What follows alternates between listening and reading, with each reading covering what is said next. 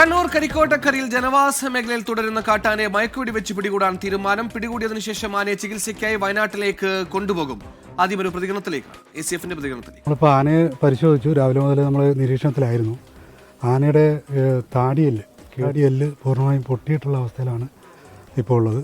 അതുകൊണ്ട് തന്നെ ആന വളരെ ഗുരുതരമായ ഒരവസ്ഥയിലാണ് ഇപ്പോൾ കാണുന്നത്. അപ്പോൾ അതുകൊണ്ട് തന്നെ ഇത് സർവൈവ് ചെയ്യുക വളരെ ബുദ്ധിമുട്ടായിട്ടുള്ള ഒരു സാഹചര്യമാണ് ഡോക്ടേഴ്സ് വിലയിരുത്തിയിട്ടുള്ളത്. അപ്പോൾ ഇപ്പോൾ നമ്മൾ തീരുമാനിച്ചിരിക്കുന്നതും ചീഫ് വൈൽഡ് ലൈഫ് വാർഡൻ്റെ നിർദ്ദേശവും ലഭിച്ചിരിക്കുന്നത് ആനയെ ഇവിടുന്ന് മയക്കുവെടി വെച്ച് ജനവാസ കേന്ദ്രത്തിൽ നിന്ന് മാറ്റി പറ്റാവുന്ന ചികിത്സ ലഭ്യമാക്കുക എന്നുള്ളതാണ് ഇപ്പോൾ എടുത്തിട്ടുള്ള തീരുമാനം. അരുൺ പൂപ്പറമ്പ കണ്ണൂർ ചേരുന്നു. അരുൺ, വിശദാംശങ്ങൾ.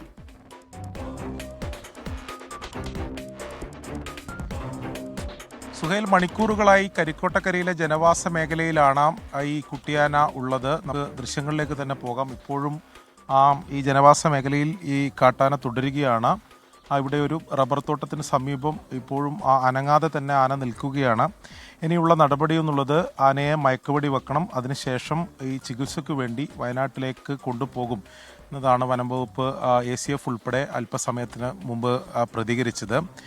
വയനാട്ടിൽ നിന്നുള്ള സംഘം അല്പസമയത്തിനകം ഈ ആനയുള്ള ഈ സ്ഥലത്തേക്ക് എത്തിച്ചേരും. മറ്റ് സജ്ജീകരണങ്ങളെല്ലാം ഈ മയക്കുവെടി വെക്കുന്നതുമായി ബന്ധപ്പെട്ട് ഈ പ്രാഥമികമായ ഡോക്ടർമാരുടെ പരിശോധനയൊക്കെ ഒരു നിരീക്ഷണമൊക്കെ ഇതിനകം പൂർത്തീകരിച്ചിട്ടുണ്ട്. ഈ മയക്കുവെടി വെച്ചതിന് ശേഷം ഈ ആനയെ കൊണ്ടുപോകേണ്ട വാഹനം ഉൾപ്പെടെ സജ്ജീകരിച്ചിട്ടുമുണ്ട്. ഇനി മയക്കുവെടി വെക്കുക എന്ന നടപടിയിലേക്കാണ്.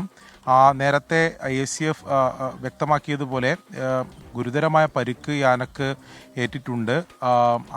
അതുകൊണ്ട് തന്നെ ഇതിൻ്റെ സർവൈവ് ഉൾപ്പെടെയുള്ള കാര്യത്തിൽ വനം വകുപ്പിന് തന്നെ ആശങ്കയുണ്ട്. ഇന്നലെ രാത്രി 10 മണിക്ക് കീഴ്പള്ളിയിലാണ് ഈ ആനയെ ആദ്യമായി കണ്ടത്. അവിടെ നിന്ന് ആദ്യം തുരത്തി, അതിനുശേഷം കരിക്കോട്ടക്കരിയിൽ രാവിലെ 6 മണിയോടെ കരിക്കോട്ടക്കരി ടൗണിന് സമീപം വീണ്ടും ഈ ആന എത്തി. അവിടെ നിന്ന് ഇപ്പോൾ മണിക്കൂറുകളായി ജനവാസ മേഖലയിൽ തന്നെ പലയിടങ്ങളിലായി ആന തുടരുകയാണ്. ഈ മുറിവുണ്ടായതുകൊണ്ട് തന്നെ ആന പല ഘട്ടങ്ങളിലും ഈ അപകടകാരിയാകുന്ന രീതിയിലുള്ള അത്തരം സ്വഭാവങ്ങളൊക്കെ പ്രകടിപ്പിക്കുകയും ചെയ്തിരുന്നു.